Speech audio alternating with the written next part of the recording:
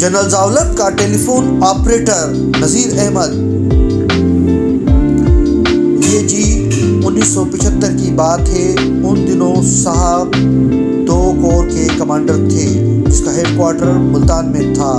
मेरी duty fix signal company Multan में थी। साहब हमारी कंपनी के मायने पर आए। मैं टेलीफोन इंक्वायरी पर बैठा था। वो कंपनी के दफ्तर देखने के बाद एक्सचेंज में आए।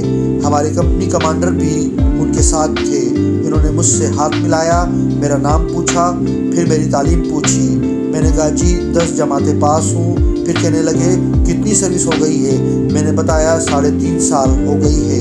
फिर कहने लगे इतने बड़े एक्सचेंज पर अकेला आदमी इंक्वायरी पर कैसे ड्यूटी दे सकता है।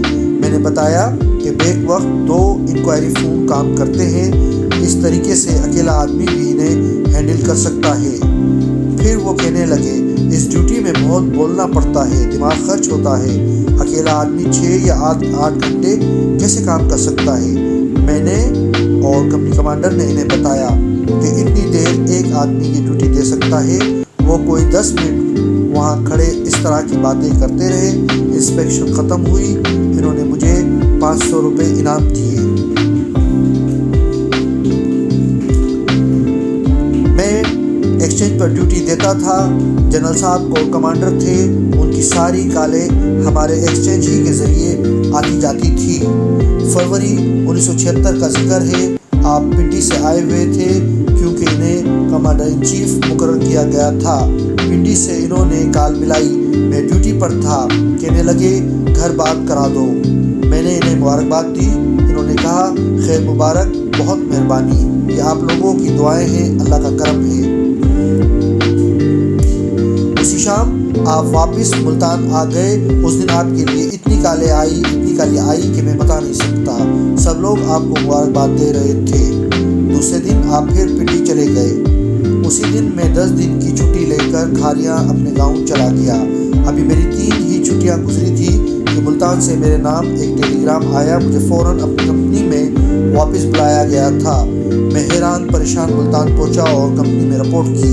मुझे कंपनी कमांडर ने बुलाया और कहा तुम्हारी पोस्टिंग पिंडी में हो गई है। तुम्हें खुद CNC साहब ने चुना है। मुझे खुशी है कि तुम कंपनी से चुने गए और अफसोस है कि हम एक फर्शनास हुनरमंद सिपाही से महरूम हो जाएंगे।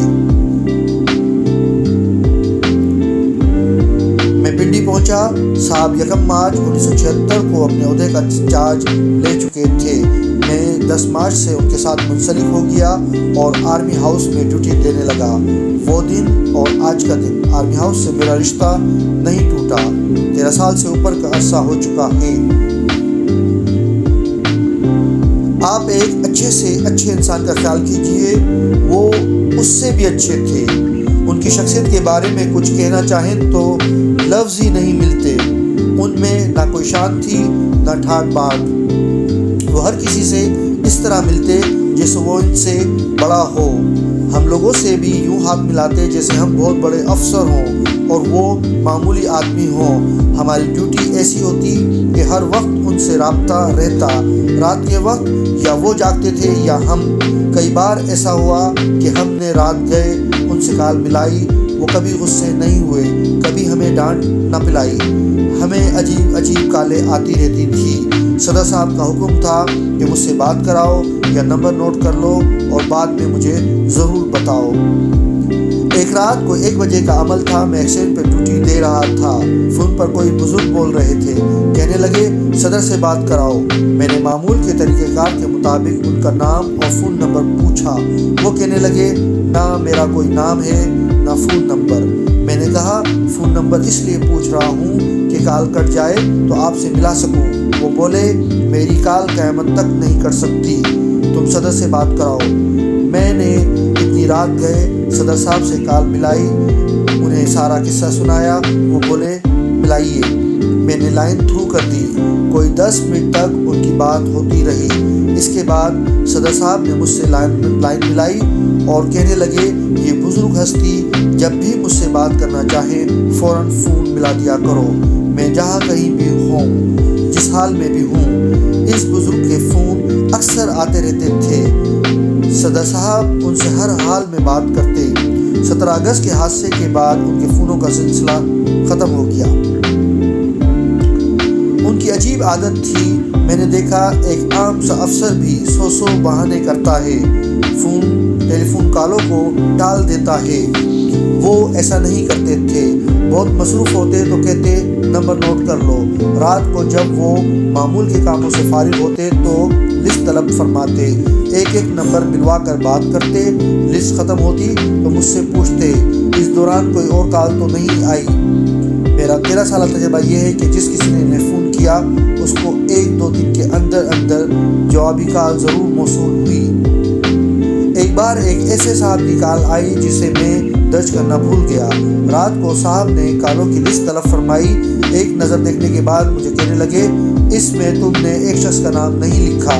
میں حیران رہ گیا، پتہ نہیں کس طرح انہیں اندازہ ہو گیا تھا۔ میں نے معذرت کی، بولے کسی کو بھی نظر انداز نہ کیا کرو، پتہ نہیں لوگ کہاں سے فون کرتے ہیں، ممکن ہے میں ان کا کام نہ کر سکوں، لیکن مجھ سے بات کر کے انہیں کچھ تو تسلی ہو جائے گی، کم از کم انہیں اپنے فون کے بل کی رقم تو موصول ہو جائے گی۔ ایسے بندوں سے ضرور ملوایا کرو۔ کئی بار ایسا ہوا کہ عملے کے چھوٹے لوگ بھی ان سے بات کرنا چاہتے، میں نے انہیں جب بھی بتایا فلاں سویپر، فلاں مالی، فلاں باورچی بات کرنا چاہتا ہے، صدر نے ضرور اس سے بات کی۔ عید کے دن بے شمار لوگوں کے فون آتے، ہم سب کا ریکارڈ رکھتے، صدر صاحب وقت ملتے ہی ان سب سے بات کرتے۔ ایک دن کسی آدمی کا فون آیا، میں نے ان سے ٹیلی فون نمبر پوچھا، وہ بولے میرا نمبر تو یہ ہے لیکن خراب پڑا ہے، کسی اور کے نمبر سے صدر کو عید مبارک کہنا چاہتا ہوں۔ میں نے تھوڑی دیر بعد صاحب کو بتایا، وہ کہنے لگے اس نمبر کو ٹھیک کراؤ۔ میں نے محکمہ ٹیلی فون سے بات کی اور کہا صدر صاحب اس نمبر پر بات کرنا چاہتے ہیں، فوراً ٹھیک کرائیں۔ رات 11 بجے کے لگ بھگ یہ نمبر ٹھیک ہوا۔ میں نے رپورٹ کی، صدر صاحب نے خود اس شخص کو فون کر کے عید مبارک کہنے پر شکریہ ادا کیا۔ 16 اگست 1988 کا دن معمول کے مطابق گزرا۔ شام کو ایک میٹنگ میں مصروف رہے، رات کافی دیر سے فارغ ہو کر اپنے بیڈ روم میں آئے۔ انہوں نے آتے ہی پوچھا کسی کا فون آیا تھا، میں نے لسٹ بتائی، تقریباً 5-6 افراد سے انہوں نے بات کی، پھر کہنے لگے باقی لوگوں سے میں کل بہاولپور سے واپس آ کر بات کروں گا۔ 17 اگست کو صبح 5 بجے کے قریب انہوں نے مجھے فون کیا۔ اس وقت وہ ڈرائنگ روم میں تھے، کہنے لگے دیکھنا کچن میں کوئی ہے۔ میں نے خود جا کر دیکھا، کچن میں اس وقت تک کوئی بھی نہ آیا تھا۔ میں نے صدر صاحب کو بتایا کہ کچن میں کوئی نہیں۔ کہنے لگے صوفی جان محمد کو دیکھو۔ میں نے صوفی صاحب کو تلاش کیا، انہوں نے صاحب کو ایک کپ چائے بنا کر دی اور وہ بہاولپور جانے کے لیے تیار ہونے لگے۔ صوفی جان محمد بھی اس تیاری میں تھے اور جام شہادت نوش فرمایا۔